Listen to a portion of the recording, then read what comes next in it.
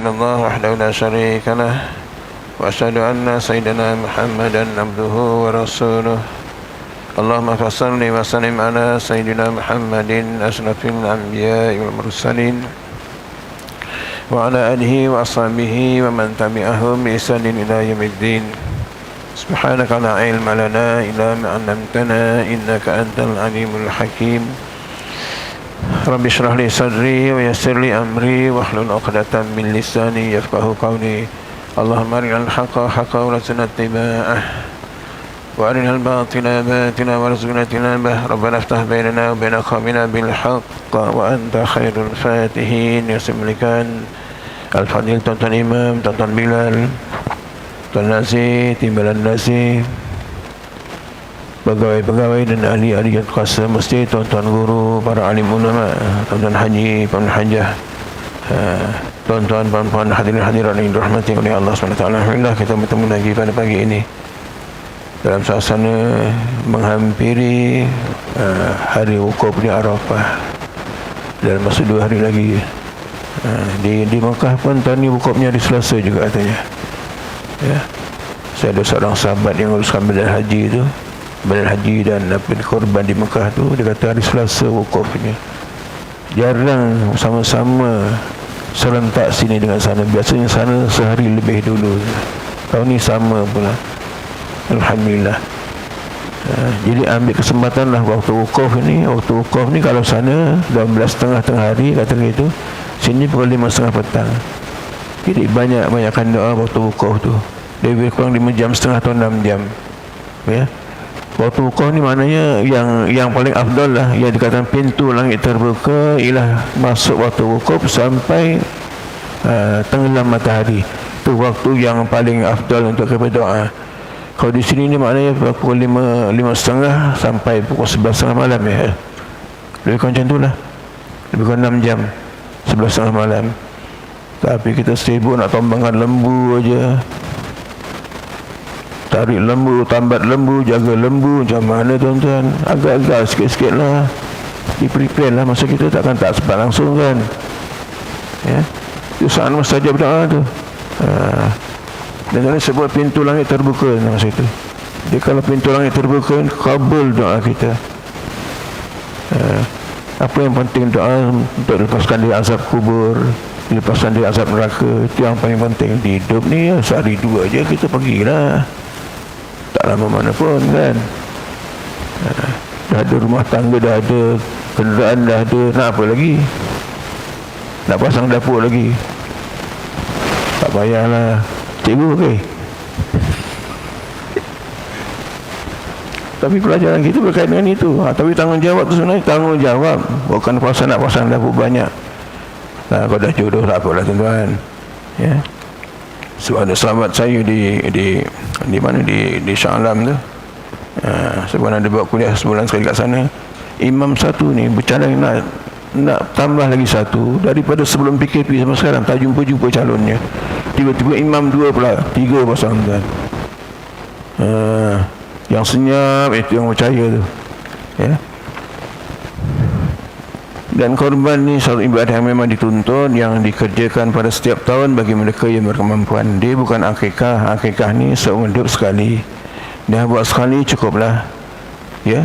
Cuma yang afdalnya bagi anak perempuan seekor, anak lelaki 2 ekor. Tapi kalau buat seekor boleh tak anak lelaki? Boleh. Dia mampu seekor-seekor je lah. Ya. Cuma kalau dia mampu ada kelebihan, boleh buat ekor tu. Afdalnya, tapi seekor pun sudah cukup. Korban tiap tahun. Jangan sampai tinggalkan tuan-tuan. Selagi mampulah. Bagi Rasulullah SAW dia wajib. Kita umatnya sunnah makan. Bila berlaku penembungan di antara hukum wajib dan sunnah, jadi sunnah makan. Tinggalkan sunnah makan ini makruh. Jadi sepanjang tahun itu makruh. Kita hidup dalam keadaan makruh. Dibenci oleh Allah Ta'ala. Kalau kita mampu. Kalau tak mampu tak apalah. Kalau tak mampu yang mahal, cari yang sedar-sedar. Sini ada shadow ada. Tahun ni ada. Shadow mahal lah, belah-belah ribu.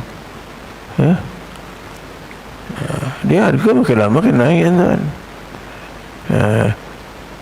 Dan yang jadi masalah sampai sekarang ni ialah agihan daging itu macam mana. Itu dia sebenarnya. Itu yang kena fikirkan sama. Baru-baru ni ada seorang ustaz buat ceramah tu, daging tu nak kena bagi, kalau kambing 3, kalau lembu 3 ekor ni nak kena bagi sama rata betul. Jangan ambil bagian orang punya walaupun sikit. Tapi kalau korban sunnah tak ada masalah apa-apa. Yang tak boleh ambil ni korban wajib. Nak timbang macam mana nak sama tuan-tuan? 3 ekor lembu campur, nak timbang sama macam mana? Ya, ada lembu yang besar, ada yang kecil.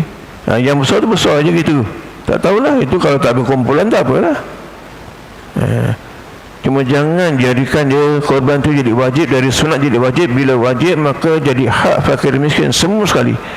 Dagingnya, tanduknya, kulitnya sekali pun jadi hak fakir miskin. Sebab ada, bila ada orang nazar 1/7 dari seekor lembu, itu payah nak uruskan tuan-tuan. Itu maksud saya, ada seorang hamba Allah dulu bekas nas di nazar tuan. Kalau aku ada rezeki, dia setahun aku nak buat korban, jadi wajib tuan. Dia ambil 1/7 lah tu. Kalau nak nazar seekor kambing tak apa. Kalau 1/7 dari seekor lembu, kepala nak bagi 7, ekor nak bagi 7, daging nak bagi 7, semua bagi 7 tu. Ini payah, yang menguruskan payah. Ya.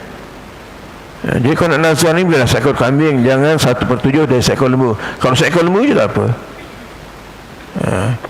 Kesian yang menguruskan tu. Dan perhatikan, jangan sekali-kali kita orang kaya yang dapat bahagian kita ni kita jual, walaupun kulit sekalipun tak boleh jual. Kulitnya tak boleh jual oleh yang punya korban, waris-warisnya, dan juga beli orang kaya. Lepas tu kadang-kadang tersidai ni, di mana di tembok-tembok tu 7-8 keping atau 10 keping ni kulit lembu. Ada orang ambil, tanya dia apa tujuan dia ambil itu. Kalau dijual maka tak ada korban bagi yang punya korban. Man ba'a jilda udhiyatihi fala udhiyatalahu, kata Rasul dalam hadisnya. Siapa yang menjual kulit korbannya, tak ada korban baginya, tuan. Ini pastikan betul-betul. Dia ambil tu nak buat apa? Ya, nak buat tabuh tak apa, nak buat tabuh. Mana maksudnya dia buat pakai tabuh sekarang ni? Kalau dulu tabuh pun pakai kentung, tahu kentung? Kentung pakai dulu. Kalau lepas-lepas subuh ni tiba-tiba ada kentung bunyi, itu ada sesuatu tu. Ada orang meninggal lah tu kan, betul biar deh. Sekarang mana ada kentung? Buat tabuh tak apa. Buat kompang mungkin lah, boleh lah kan. Tapi jangan sekali-kali jangan jual. Tapi kalau hak tu dah jadi hak fakir miskin, dia nak jual terpulang pada dia. Dagingnya nak jual pun terpulang pada dia. Mungkin dia buat banyak. Lembu yang tambang 10 ekor, fakir miskin kat situ ada 10 orang aja. Banyak dapat tu. Kalau 1/3 10 ekor berapa tu? Kalau seekor lembu 30 kilo, 300 kilo, 30 kilo bagi 10. Oi, besok boleh jual kan? Boleh pakai jual boleh. Mungkin apa ni, periknya dah bocor, balinya kopak-kopak, maka nak belikan itu boleh. Jangan yang punya korban, waris-warisnya, jangan kita yang dapat atas nama hadiah, atas nama hadiah tak boleh jual sama sekali. Ya. Ni pasal-pasal korban ni memanglah di sana sini sambutannya menggalakkan. Ada sampai tak boleh terima tuan-tuan. Tapi saya terkesan yang siapa yang ceramah dulu tu masa almarhum Dr. Rani. Dia buat korban di mana? Di Uganda kan. Ingat tak sebelum PKP tu? Tengok. Ni budak-budak yang ambil daging korban bawa tempurung tuan. Beratur panjang sampai kat Dewan tu. Ya Allah. Saya tekad saya buat korban di Makkah. Di Makkah ni kalau kita buat korban, separuh dagingnya dihantar, diserah oleh pemerintah untuk dihantar ke Afrika. Negara-negara Islam di Afrika tu majoriti kan. Kita 52-53% ya, dia sampai 80-85% kan. Tapi miskin. Ya. Ini kalau tak mampu kasih ni murah, kat Makkah murah, saya kambing 470-500 ya. Nak cari yang 1000 ada juga. Yang dah boleh buat korban lah 400 lebih tu. Sini nak kambing dapat 800 ke 500 dapat. Tu anak kambing tu. Belum boleh sembelih lagi tu. Ya. Sejak itu saya tekad nak cuba buat korban di Mekah, dan sampai sekarang lah alhamdulillah. Walaupun tak banyak dapat kan, 20 ekor, 30 ekor. Ada satu ketika PKP 70 ekor dapat. Di sekitar kawasan-kawasan sini lah ya. Harganya berapa? 470 saja di Mekah. Selain ganjaran kita buat di Mekah, berapa ganjarannya? Lebih baik dari 100,000 di tempat lain. Tapi niat tu niat kerana Allah Ta'ala lah. Nak bantu saudara kita yang di Afrika tu, di Cameroon, di Chad, di Senegal dan sebagainya. Baik, kita masuk pada pelajaran kita di dalam pelajaran ini di muka surat berapa ini? 251 ya. Masih lagi menceritakan atau mengajar kita tentang tanggungjawab sebagai seorang suami kepada isterinya dan kepada keluarganya ya. Tanggungjawab yang ketiga ialah dari segi akhlak dan kerohanian.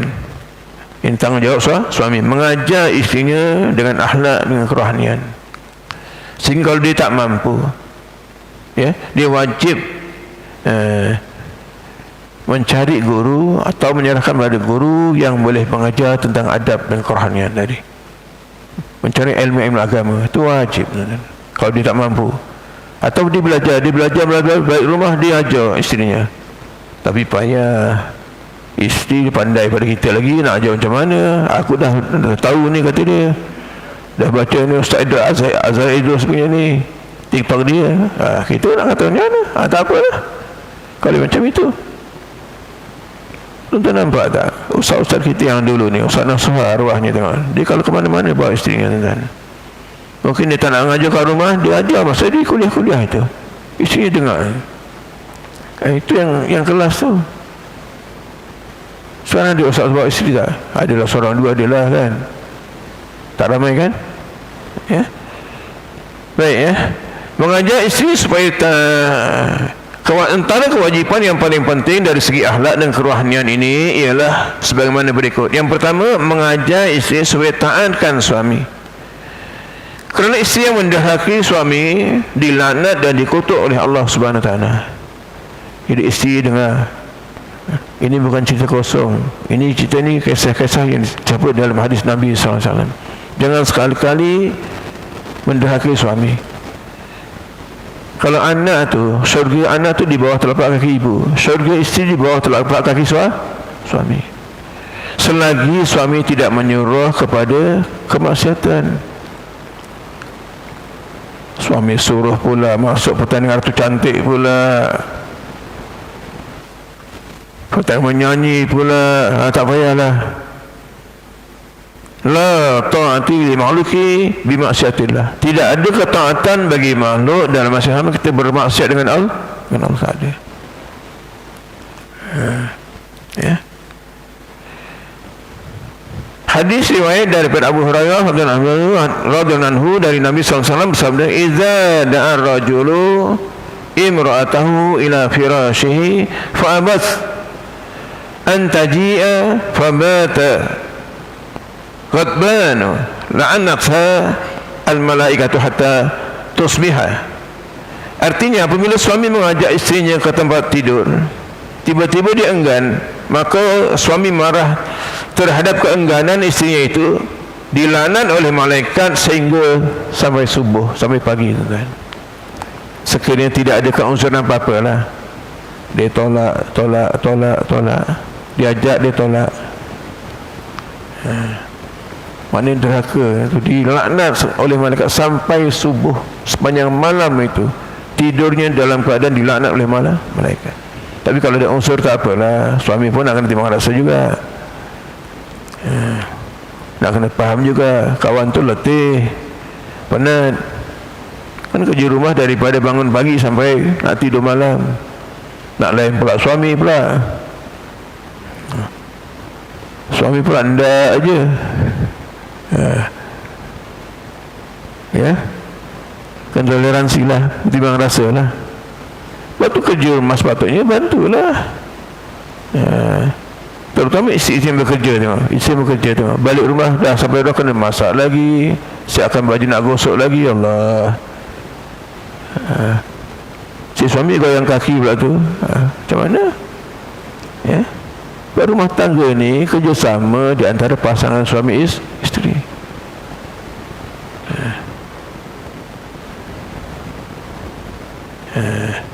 Baik ya. Itu kewajiban yang pertama tadi. Apabila suami mengajak sesuatu pada isteri, dia kena layan dia, jangan ditolak. Kalau ditolak maka dilaknat malaikat sampai terbit fajar, sampai subuh, ya. Yang kedua, mengajar isteri supaya menjadi seorang yang amanah. Isteri hendaklah menjaga kecemburuan suami terhadap dirinya, serta menjaga rumah tangga suami, harta benda dan anak-anaknya. Kerana hadis yang diriwayatkan oleh Abu Hurairah juga dari Nabi SAW bersabda, khairun nisa'in raqib minal ibili salihu nisa'i Quraisyin ahna wa ala walidin fi siwarihi wa ar'ahu ala zawjin fi zati yadihi. Riwayat dari Abu Hurairah tadi, ya. Maksudnya sebaik-baik wanita yang dimiliki oleh suami itu ialah wanita Quraisy. Dia ni sangat cenderung, yang ni suka kepada anak kecil serta sangat memelihara harta benda suami di bawah jagaannya. Rupanya wanita Quraisy ini, Arab Quraisy ini, sebab itulah dikatakan Arab Quraisy ini yang paling baik, yang paling tinggi makamnya, yang tak sekupu dengan Arab-Arab yang lain, apatah lagi dengan orang Ajam macam kita ni, tuan. Arab Quraisy ini adalah bangsa Nabi sallallahu alaihi wasallam. Jadi kalau kita tengok di Mekah, di Madinah ni, Arab Quraisy ni dia kulitnya putih kemerah-merahan, tuan. Dia lain dari yang lain, ya. Sebab Arab pun macam-macam suku juga macam kita lah. Ada Melayu, Banjar, Bugis, Jawa. Kalau suku Melayu ni yang paling yang biasa, yang putih-putih ni yang Banjar kan. Banjar putih-putih kan. Yang banyak orang alim orang Banjar. Ya, orang yang putih-putih orangnya. Bugis ada yang putih, ada yang gelap. Tengoklah, kalau Bugis darat tu putih-putih, kalau Bugis laut sama-sama selalu ke laut. Saya teringat kawan kita Haji Manap kan orang Bugis, ya. Haji Manap yang baru meninggal baru ni kan, yang kita uruskan waktu duha tu kan, tu orang Bugis. Tapi dengan saya kat sini Kalcing. Kalau kat kampung saya Bugis dengan Jawa tak boleh jumpa kan. Gaduh saja. Tapi orang Banjar, ya, orang Jawa, orang Banjar ni lemah lembut orangnya, ya. Jadi sebaik wanita itulah ialah yang seperti mana disebut sebagai unta tunggangan, disebut ni, ya. Iaitu wanita Quraisy itu, dia sangat cenderung kepada anak-anak kecil serta sangat memelihara harta benda suami di bawah jagaannya. Namun demikian, dalam hal-hal yang demikian, kalau kita melihat pun dalam segi sejarahnya, ialah biasalah, dalam banyak yang baik-baik ini, satu dua ada juga yang tak baik. Tengok di antara yang tak baik, tengok Sayyidina Hasan cucu Nabi SAW mati diracun oleh isterinya kan? Isterinya meracun dia, mati dia, ya. Anak Sayyidina Ali itu kan, Hasan bin Ali itu kan, mati kena racun. Siapa yang racun? Isterinya sendiri. Yalah, dalam ramai-ramai itu ada juga yang jahat, ya. Kemudian yang ketiga, pergaulan itu adalah secara ma'ruf. Seorang suami yang baik akan sentiasa menghormati dan bergaul baik dengan isterinya. Dia akan cuba menurut kehendak dan kepentingan isterinya. Kehendaknya selagi kehendak itu tidak bercanggah dengan syariat lah. Dengan sebaik mungkin. Dia sentiasa bersabar dengan tingkah laku isteri yang mungkin disukainya, yang mungkin tidak disukainya. Dia kena sabarlah. Pasal perempuan ni lain ni. Kalau mengomel tuan-tuan, bagi dia lah memang juara, tuan-tuan. Tu ada kajian yang mengatakan macam mana perempuan ni, dia nak bercakap sehari semalam ni 23,000 perkataan. Laki-laki pun 18,000, kan jauh. Jadi kalau tempat kerja dia tak puas nak cakap, balik rumah mengomel lah dia. Ngomel yang baik-baik tak apa, cerewet sikit lah kata orang ni, ya. Jadi sabar je lah. Suami pula pendiam, isteri pula ngomel aja. Memang itu lawan-lawan dia pun baru-baru betul. Takkanlah dua kaki ngomel pula, ya kan. Kalau suami biasa-biasa ni malah pendiam, senyap aja, diam aja. Yang tak tahan ni bila dongket benda-benda yang kita tak tahan tu, ya. Jangan sabarlah dengan perangai si isteri. Dalam Al-Quran ni Allah sebutkan dengan firman-Nya, a'udzubillahi minasyaitonirrajim, wa'ashiruhunna bil ma'ruf fa in karihtumuhunna fa asa an takrahu syai'an wa yaj'alallahu fihi khairan katsira. Maksudnya adalah kamu bergaul dengan mereka, yang isteri, secara yang patut, yang baik. Kemudian bila kamu tidak menyukai mereka, maka bersabarlah, kerana mungkin kamu tidak menyukai suatu padahal Allah menjadikan padanya kebaikan yang banyak.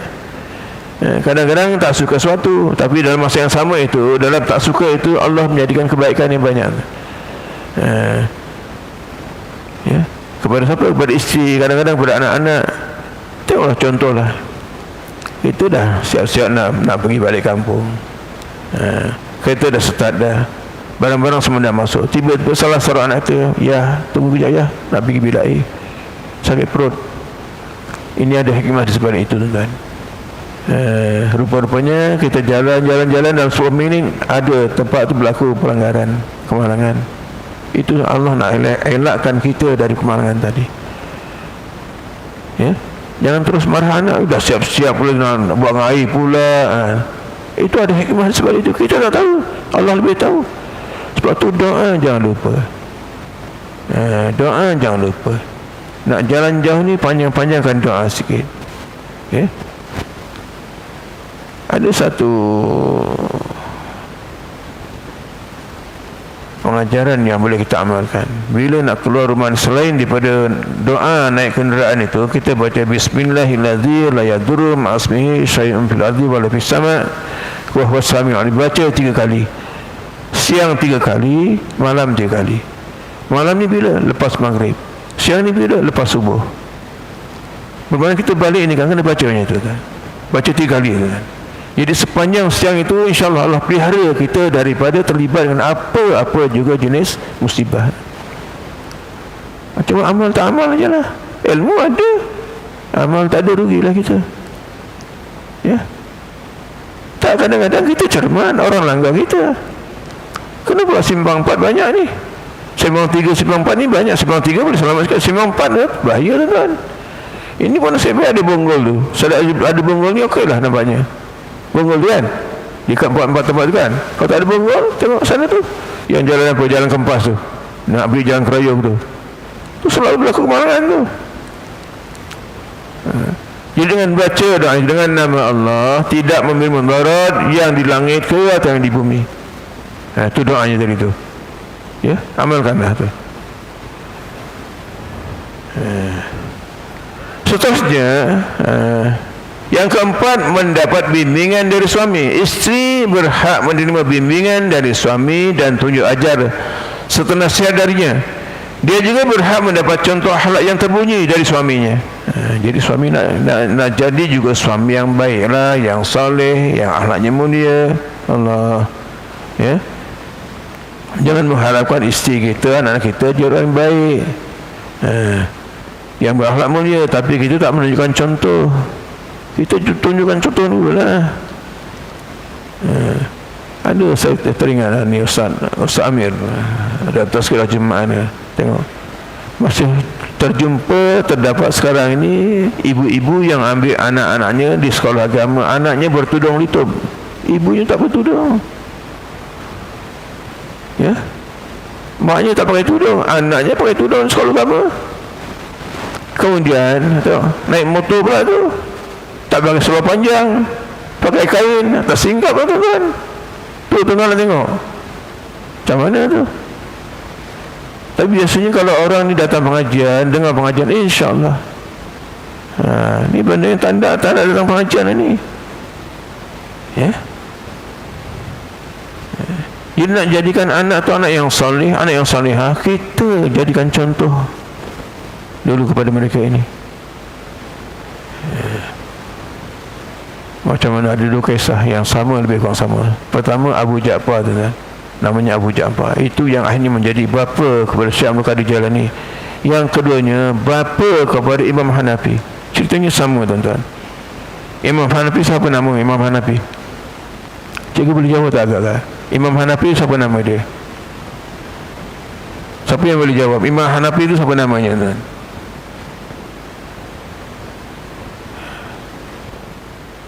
tu CR7 tu siapa? Tak tahu jawab juga. CR7 siapa dia? Tak tahu jawab juga. Imam Hanafi namanya Nu'man bin Sabit. Dia ni orang Parsi, bangsa Parsi.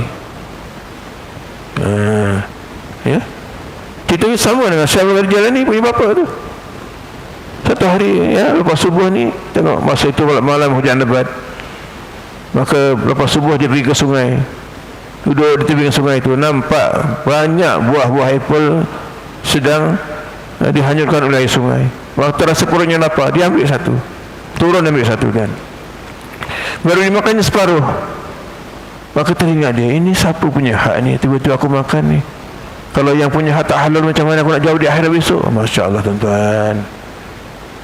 Maka disusurnya sungai itu, ya, naik ke apa ni, naik ke hulu tuan-tuan, dicarinya kalau ada pokok-pokok yang apa ni melambai sampai ke sungai itu. Ditengok tak jauh nampak tuan-tuan, pokok-pokok apple dia melambai-lambai ke itu, dahan-dahannya ke sungai tadi.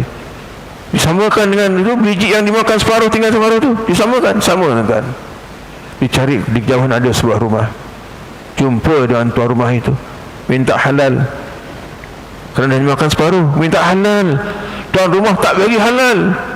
Kau kerja dengan aku 10 tahun. Padahal kita merasakan kalau dah budak itu, orang muda tu datang minta halal, ya, kan baik budak tu kan, tapi dia ada matlamat seperti itu kan. Ni tuan rumah, tuan punya tu ada matlamat. Ya, 10 tahun kemudian baru kata aku baru halal, tapi syaratnya nak bagi halal betul, kau kena kahwin dengan anak aku yang buta, yang pekak, yang tepuk, yang bisu. 10 tahun kerja dengan dia, tak pernah jumpa anak perempuannya. Ni patutlah memang buta betul lah, memang pekak betul lah ni. Allah. Maka nikahlah dia, nak minta halal tadi. Kalau kita ni orang tua gila ni, aku makan sebelah, suruh kahwin dengan anak dia, kerja dengan 10 tahun dengan dia. Allah, tak betul orang tua ni, ya. Tapi nasibah nak minta halal, tanggungjawab di akhirat tu lagi berat kan. Hak orang kita ambil tanpa minta halal. Itu sebelah berhebat tuan. Kalau beli kat pasar RM1 4 biji tuan. Berapa sen sangatlah tu, ya. Tapi bila dah dinikahkan, malam tu jumpa dengan pak mentua dia, orang tua tu lah, ya, minta izin nak masuk bilik isterinya, bagi salam, Assalamualaikum, ada orang di dalam. Tiba-tiba dijawab pula, Waalaikumsalam, wahai suamiku, sila masuk. Kata bapaknya buta, pekak, macam mana pula menjawab pula? Patah balik jumpa bapak mentuanya, rupa-rupanya pekak, buta, bisu ini, tepuk ini, itu andaian. Tak pernah dengar lagu rock, pekak lah dia, ya. Tak pernah berkata benda-benda yang buruk-buruk, bisu lah dia tu maknanya, ya. Kaki yang tak pernah dibawa berjalan ke tempat maksiat, itu tepuk tu. Allah tuan-tuan, itu dia menghasilkan Nu'man bin Sabit, salah seorang imam yang terkenal dalam mazhab Hanafi itu, ya. Maknanya ibunya, ayahnya begitu hebat orangnya, begitu sampai apa, menjaga sungguh adab-adab dan akhlaknya, maka dapat anak yang betul alim. Nu'man bin Sabit pernah ketika zaman kanak-kanaknya berdebat dengan apa, rahib Yahudi, menang dia kan.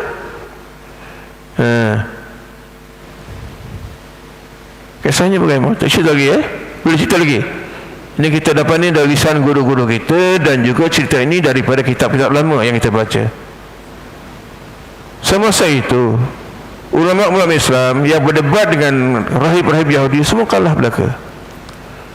Jadi yang belum berdebat ni ada seorang ulama yang dia ada pengajian, ramai anak-anak muridnya. Anak murid kadang-kadang mau 10 tahun, 11 tahun, 12 tahun, begitulah usia Nu'man, masih lebih kurang macam itulah, 10, 11, 12 tahun itulah, ya.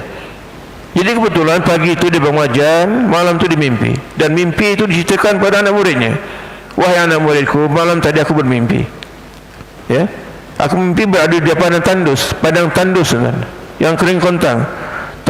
Tapi di padang itu ada sepohon pokok.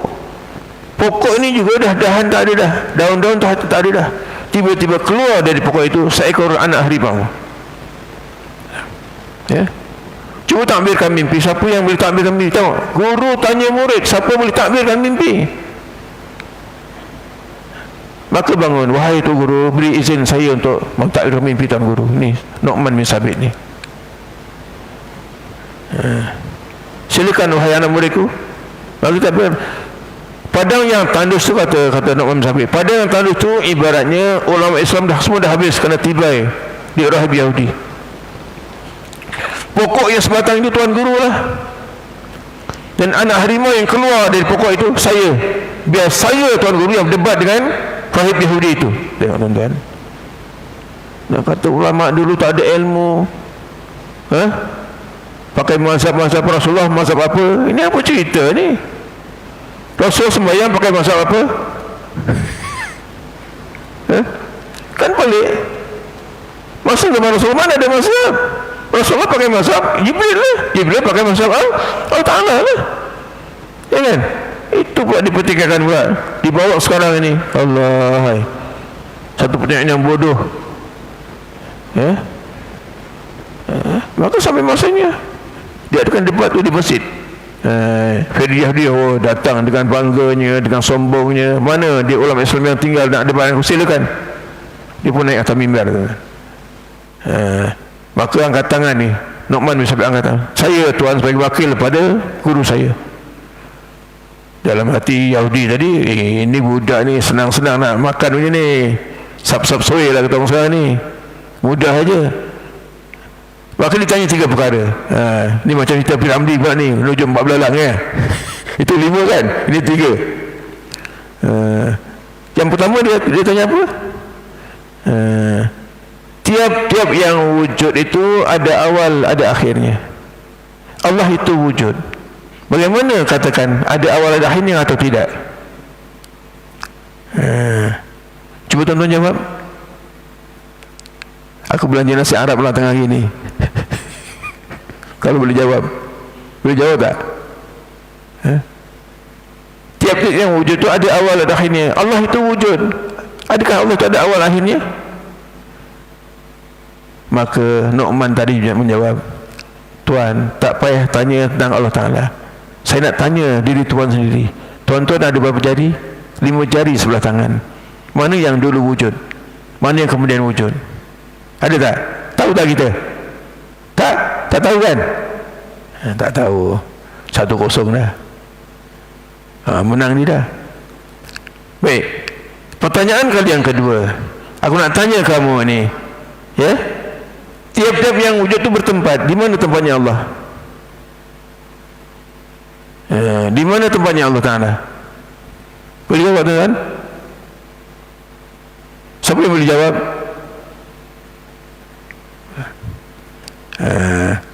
Dan Nu'man tadi juga mengatakan tak payah nak cerita tentang Allah Ta'ala. Aku nak tanya pada kamu, ya, ada roh tak? Ada nyawa tak? Nyawa tu kat mana tempatnya? Roh tu kat mana tempatnya? Tahu tak jawab tak? Kita pun tak tahu. Kita ada roh, tapi kat mana tempatnya? Tahu tak? Dah 2-0 dah.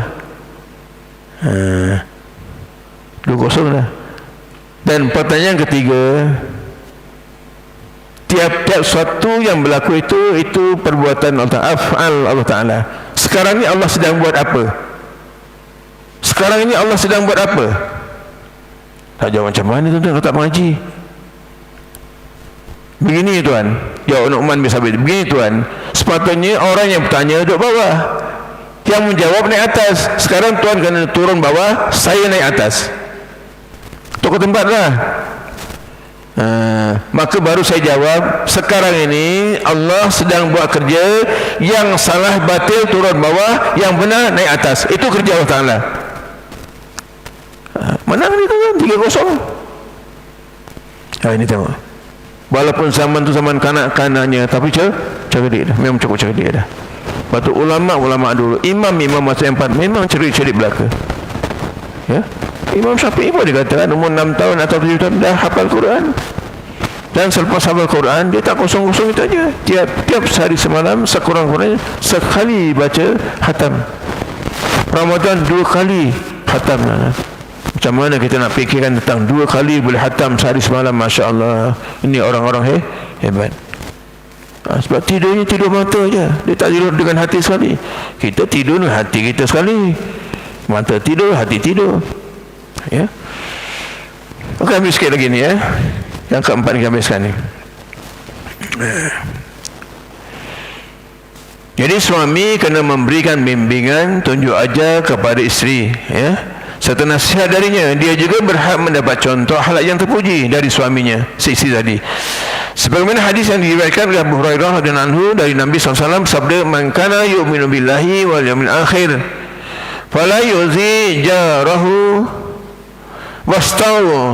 wastawsaw bin nisa'i khairan fa innahunna khuliqna min da'li fa in awaja syai'in min da'i alahu fa in dhahabta tuqimuhu kasratuhu wa in taraktahu summa yazal awaji fastawsu bin nisa'i khairan." Artinya barang siapa beriman dengan Allah dan hari akhirat, maka janganlah menyakiti jiran tetangga, dan hendaklah kamu berpesan tentang berbuat baik terhadap perempuan, kerana sesungguhnya perempuan ini dijadikan dari tulang rusuk yang bengkok. Itu pesan Nabi Adam asalnya dulu, ya. Nabi Adam duduk seorang-seorang di syurga itu, maka dia melihat ada burung yang berpasangan. Dia teringin hatinya untuk dapat pasangan. Kemudian terlena dia, bangun saja dari lenanya itu, tiba-tiba seorang perempuan ada kat sisinya yang jadi di tulang rusuk Nabi Adam. Itulah lebih kurang ceritanya. Kalau salah tuan-tuan betulkanlah. Jadi tulang rusuk ni bengkok yang atasnya. Maka nak betulkan itu dan pelan-pelan, jangan terus letap, patah dia. Begitu juga nak bagi nasihat isi tu lembut-lembut lah, yang kasar-kasar. Sebengkok-bengkok tulang rusuk itu yang atasnya, sekiranya engkau cuba membetulkannya, ia akan patah. Dan jika sekiranya engkau membiarkannya, dia akan terus bengkok. Jadi kena hikmah, ada hikmah lah, ya, dengan cara yang lemah lembut. Alah, masa belum nikah dulu tengoklah, kalau dia cakap kau main lembut tuan-tuan. Bila jadi suami isteri lain pula perangainya si suami tadi. Dulu pimpin tangan, masa belum nikah pimpin tangan. Dah nikah tengok jalan jauh-jauh, suami jung sana, isteri masih kat sini. Tak macam orang-orang barat lah, tengok makin tua makin intim kan. Bilal macam mana Bilal? Kau dengan isteri, pimpin tak? Atau kita tengok macam kalau kat Mekah kan, orang buat jemaah haji tu, kalau kat Mekah tu, Masya Allah, pimpin tangan intim. Macam itu, kenapa bawalah kemari? Malulah, malu dengan anak-anak, malu dengan cucu. Apa nak malu pula? Halal kan? Tapi itulah jadi macam jadi budaya, ya. Aku pun macam tu juga. Nak kata macam mana, kita macam tu juga. Rasa segan lah, anak nampak, cucu nampak. Tapi itulah sebenarnya, ya.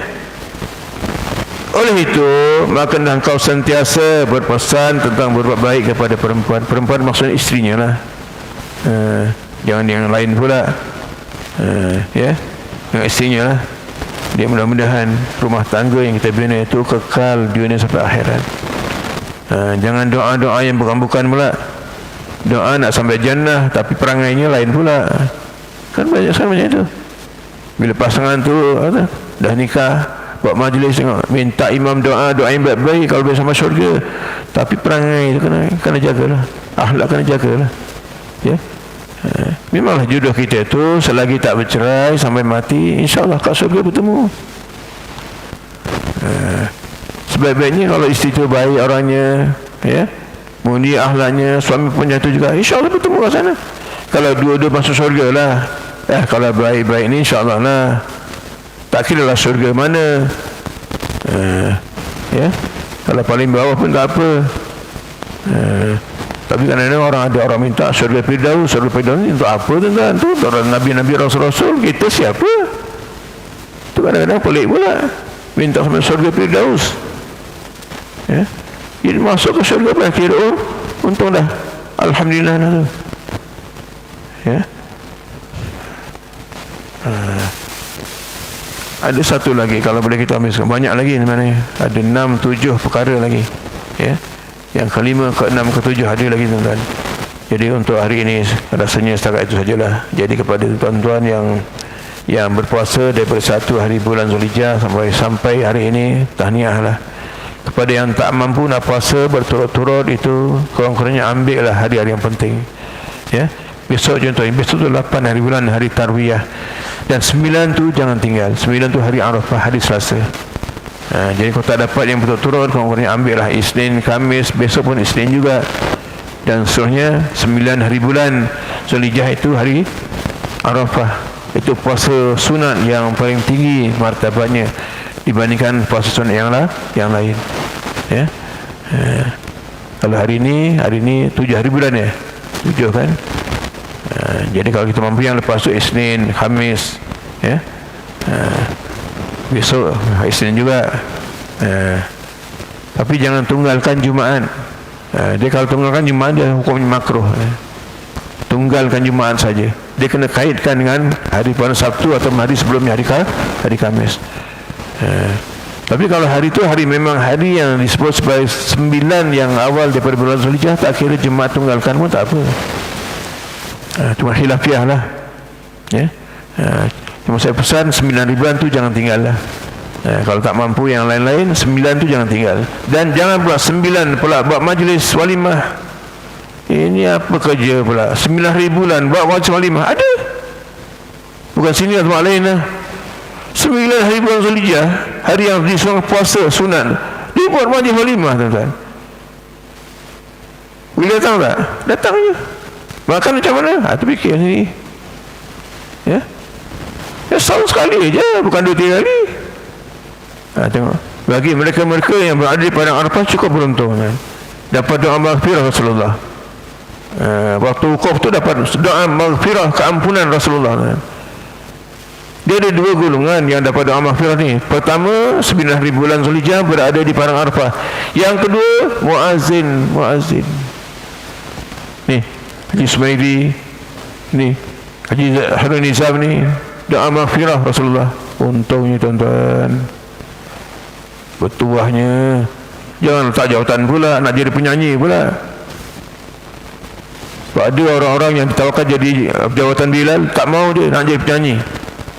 Ini kantor, penyanyi pun tidak, apa pun tidak. Dia pegang tu sampai akhir hayat kita. Saya ada kenal seorang syekh di Mekah, di Ghazah kan. Ghazah ni dulu tak jauh pada Mesir Kucing tu lah. Umurnya 82 tahun kan. Dia ni sebagai dia ni penggalak saya untuk saya khidmat sebagai imam. Dia jadi Bilal umur 80 tahun. Ana muazzin ila yaumil qiyamah kata dia. Aku akan jadi muazzin sampai hari kiamat kata. Azan pertama datang sejam sebelum waktu subuh tu, dia azan pertama. Matanya buta kan? Bukan jangan-jangan mata buta. Masya Allah. Tapi azan pertama pun sanggup azan. Cuma kadang-kadang azan pertama ni dia masuk juga as-salatu khairun minan naum. Mungkin ingatan dia kurang lah. Dah 82 dia buta. Saya kata hebatnya orang ini. Syekh Hasan nama dia. Allah. Saya rapat dengan dia tu, satu ketika tu saya carikan seliver dia kat mana, kat rak itu berapa. Dia bagi tahulah. Ya. Dia tanya, "Min aina anta?" "Kamu dari mana?" "Malaysia." "Alhamdulillah, Malaysia bagus." Orang Arab tahu aja lah, orang Malaysia bagus-bagus. Ya. Itu berlaku tuan. Jadi bila-bila ni dapat doa maghfirah Rasulullah, maghfirah, keampunan. Jangan tinggalkan jawatan Bilal itu. Kerana kesibukan yang macam mana pun, ya, kalau giliran tu pegang. Sebab dah sanggup terima kan, akan ditanya masing-masing, kecuali unsur lah, unsur ke dia cuti ke, dia balik kampung ke. Pastikan dia balik kampung tu ada yang mengganti tempatnya. Jangan hilang aja pakai ilmu gaib, payah juga. Imam sama juga, ditanya juga asal usul. Jangan fikir tuan-tuan, masalah agama tak ditanya, semua ditanya. Hilang aja imam ni, pakai ilmu gaib aja. Bila giliran dia hilang, payah tuan-tuan. Ya. Jadi semua itu amanah. Amanah semua akan ditanya oleh Allah SWT di yaumil kiamah besok. Jadi kita rasa lakukan tak tu aja. Yang baik itu dari Allah. Dan selepas pada ini sebenarnya ada perkara-perkara yang kita kena tahu bagaimana kaedah-kaedah kalau kita punya isteri-isteri yang suka keluar tanpa izin, itu nanti kita akan bincangkan di kuliah-kuliah yang datang, ya, insyaAllah. 200.